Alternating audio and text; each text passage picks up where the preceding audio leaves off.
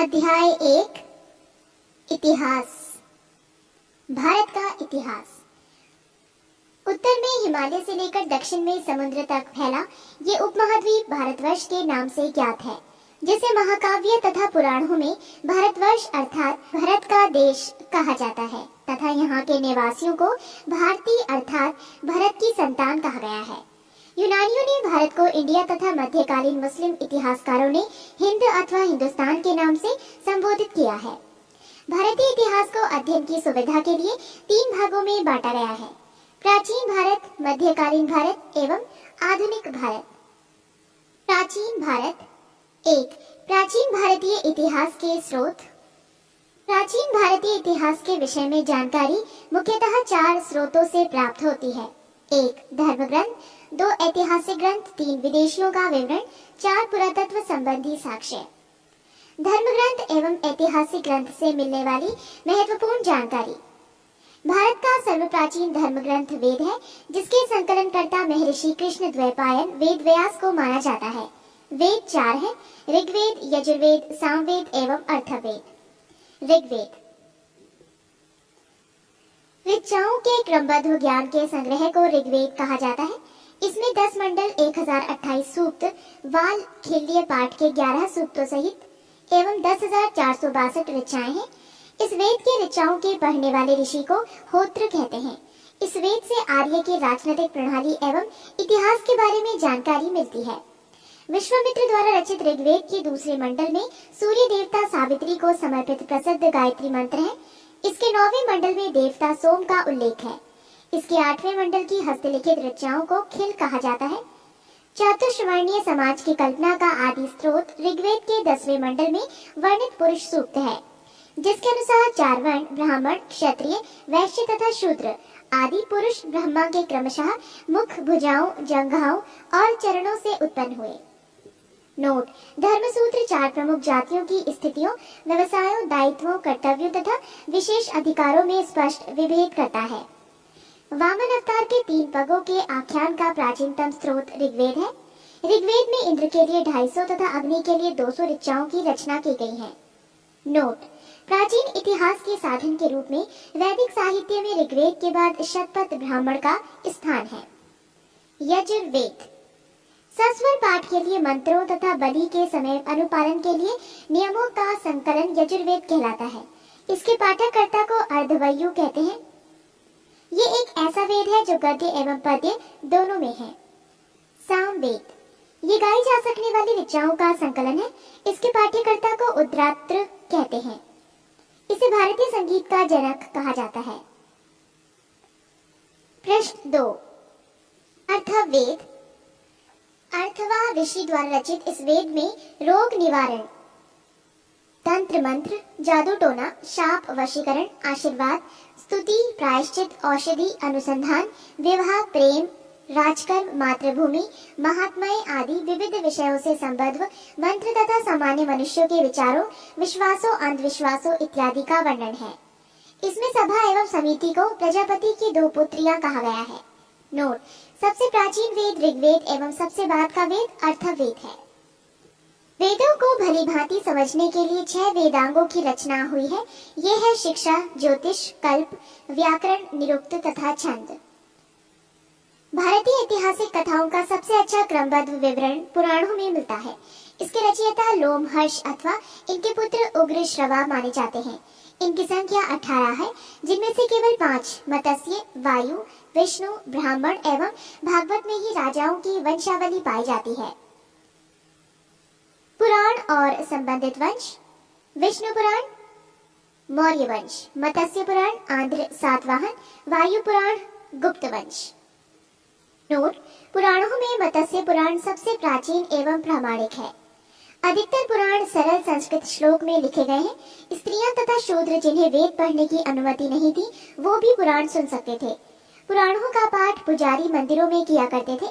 स्मृति ग्रंथों में सबसे प्राचीन एवं प्रामाणिक मनुस्मृति मानी जाती है। ये शुंग काल का मानक ग्रंथ है। नारद स्मृति गुप्त युग के विषय में जानकारी प्रदान करता है। जातक के बुद्ध की पूर्व जन्म की कहानी वर्णित है। हीनयान का प्रमुख ग्रंथ कथा वस्तु है, जिसमें महात्मा बुद्ध का जीवन चरित अनेक कथानकों के साथ वर्णित है। जैन साहित्य को आगम कहा जाता है। जैन धर्म का प्रारंभिक इतिहास कल्प सूत्र से ज्ञात होता है। जैन ग्रंथ भगवती सूत्र में महावीर के जीवन कृत्यों तथा अन्य समकालिकों के साथ उनके संबंधों का विवरण मिलता है। अर्थशास्त्र के लेखक चाणक्य, कौटिल्य या विष्णुगुप्त हैं। ये 15 अधिकरणों एवं 180 प्रकरणों में विभाजित हैं। इससे मौर्यकालीन इतिहास की जानकारी प्राप्त होती है। संस्कृत साहित्य में ऐतिहासिक घटनाओं को क्रमबद्ध लिखने का सर्वप्रथम प्रयास कलहड़ के द्वारा किया गया। कलहड़ द्वारा रचित पुस्तक राजतरंगिणी है, जिसका संबंध कश्मीर के इतिहास से है। अरबों की सिंध विजय का वृतांत चचनामा लेखक अली अहमद में सुरक्षित है। अष्टाध्यायी संस्कृत भाषा व्याकरण की प्रथम पुस्तक के लेखक पाणिनि है। इससे मौर्य के पहले का इतिहास तथा मौर्य युगीन राजनीतिक अवस्था की जानकारी प्राप्त होती है। कात्यायन की गार्गी संहिता एवं ज्योतिष ग्रंथ है, फिर भी इसमें भारत पर होने वाले यवन आक्रमण का उल्लेख मिलता है। पतंजलि पुष्यमित्र शुंग के पुरोहित थे।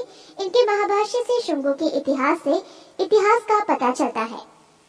विदेशी यात्रियों से मिलने वाली प्रमुख जानकारी। यूनानी रोमन लेखक। टेसियस, ये ईरान का राजवैद्य था। भारत के संदर्भ में इसका विवरण आश्चर्यजनक कहानियों से परिपूर्ण होने के कारण अविश्वसनीय है। हेरोडोटस, इतिहास का पिता कहा जाता है। इसने अपनी पुस्तक हिस्टोरिका में 5वीं शताब्दी पूर्व ईसा पूर्व के भारत फारस के संबंध का वर्णन किया है, परंतु इसका विवरण भी अनुश्रुतियों एवं अफवाहों पर आधारित है। पृष्ठ 3। सिकंदर के साथ आने वाले लेखकों में निरियाकस, आनेसिक्रेटस तथा अस्टोबुलस के विवरण अधिक प्रामाणिक एवं विश्वसनीय हैं। 4. मेगास्थनीज, ये सेल्यूकस निकेटर का राजदूत था, जो चंद्रगुप्त मौर्य के राज दरबार में आया था। इसने अपनी पुस्तक इंडिका में मौर्य युगीन समाज एवं संस्कृति के विषय में लिखा है। 5. डाइमेकस, ये सीरियन नरेश आंतियोकस का राजदूत था, जो बिंदुसार के राज दरबार में आया था। इसका विवरण भी मौर्य युग से संबंधित है। 6. डायोनीसियस, ये मिस्र नरेश टॉलेमी फिलेडेल्फस का राजदूत था, जो अशोक के राज दरबार में आया था। 7. टॉलेमी, इसने दूसरी शताब्दी में भारत का भूगोल नामक पुस्तक लिखी। 7. प्लिनी, इसने प्रथम शताब्दी में नेचुरल हिस्ट्री नामक पुस्तक लिखी। इसमें भारतीय पशुओं, पेड़ पौधों, खनिज पदार्थों आदि के बारे में विवरण मिलता है। 9. पेरिप्लस ऑफ द इरिथ्रियन सी, इस पुस्तक के लेखक के बारे में जानकारी नहीं है। ये लेखक करीब 80 ईस्वी में हिंद महासागर की यात्रा पर आया था। इसने उस समय के भारत के बंदरगाहों तथा व्यापारिक वस्तुओं के बारे में जानकारी दी है। चीनी लेखक। फाहियान, ये चीनी यात्री गुप्त नरेश चंद्रगुप्त द्वितीय के दरबार में आया था। इसने अपने विवरण में मध्य प्रदेश के समाज एवं संस्कृति के बारे में वर्णन किया है। इसने मध्य प्रदेश की जनता को सुखी एवं समृद्ध बताया है। 2. संयुगन, ये 518 ईस्वी में भारत आया। इसने अपने 3 वर्षों की यात्रा में बौद्ध धर्म की प्राप्तियां एकत्रित की। 3. हुएनसांग, ये हर्षवर्धन के शासनकाल में भारत आया था। हुएनसांग 629 ईस्वी में चीन से भारतवर्ष के लिए प्रस्थान किया और लगभग 1 वर्ष की यात्रा के बाद सर्वप्रथम ये भारतीय राज्य कपिशा पहुंचा। भारत में 15 वर्षों तक ठहरकर 645 ईस्वी में चीन लौट गया। वो बिहार में नालंदा जिला स्थित नालंदा विश्वविद्यालय में अध्ययन करने तथा भारत से बौद्ध ग्रंथों को एकत्र कर ले जाने के लिए आया था। इसका भ्रमण वृतांत सीयूकी नाम से प्रसिद्ध है, जिसमें 138 देशों का विवरण मिलता है। इसने हर्षकालीन समाज, धर्म तथा राजनीति के बारे में वर्णन किया है। इसके अनुसार सिंध का राजा शूद्र था। नोट, हुएनसांग के अध्ययन के समय नालंदा विश्वविद्यालय के कुलपति आचार्य शीलभद्र थे।